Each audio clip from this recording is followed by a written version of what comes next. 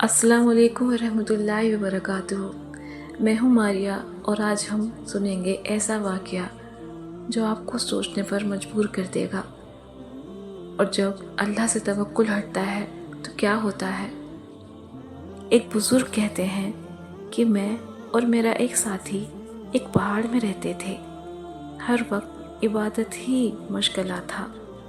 میرے ایک ساتھی کا گزر تو گھاس وغیرہ پر تھا، اور میرے لیے حق تعالی شانہ نے یہ انتظام فرما رکھا تھا کہ ایک ہرنی روزانہ آیا کرتی تھی اور میرے قریب آ کر ٹانگیں چیر کر کھڑی ہو جاتی۔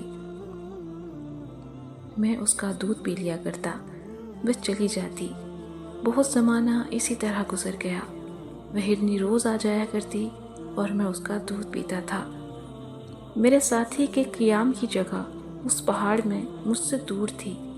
ایک دن میں میرے پاس آیا اور کہنے لگا کہ ایک قافلہ یہاں قریب ٹھہرا ہے، چلو قافلہ والوں کے پاس چلیں، وہاں شاید کچھ دودھ اور اس کے علاوہ کچھ کھانے کی چیزیں میسر آ جائیں۔ میں نے اول تو بہت انکار کیا، لیکن جب اس نے بہت اصرار کیا تو میں بھی اس کے ساتھ ہو لیا۔ ہم دونوں قافلے میں پہنچے، ان لوگوں نے ہمیں کھانا کھلایا۔ ہم کھانے سے فارغ ہو کر اپنی اپنی جگہ واپس آ گئے۔ اس کے بعد میں ہمیشہ اس ہرنی کے وقت پر اس کا انتظار کیا کرتا، مگر اس کا آنا بند ہو گیا۔ کئی دن انتظار کے بعد میں سمجھ گیا کہ اس گناہ کی نحوست سے وہ روزی جس کی وجہ سے میں بے فکر تھا بند ہو گئی۔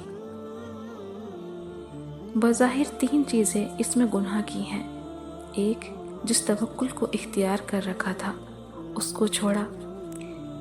دوسرے، اس روزی پر قناعت نہ کی جس کی وجہ سے بے فکری تھی۔ تیسرے، ایسا کھانا کھایا جو طیب نہ تھا، یعنی حلال نہیں تھا، جس کی وجہ سے حلال رزق سے محرومی ہو گئی۔ بڑی عبرت کا قصہ ہے یہ۔ ہم لوگ اپنی ضرورتوں کی وجہ سے حق تعالی شانہ کے انعامات سے محروم ہو جاتے ہیں۔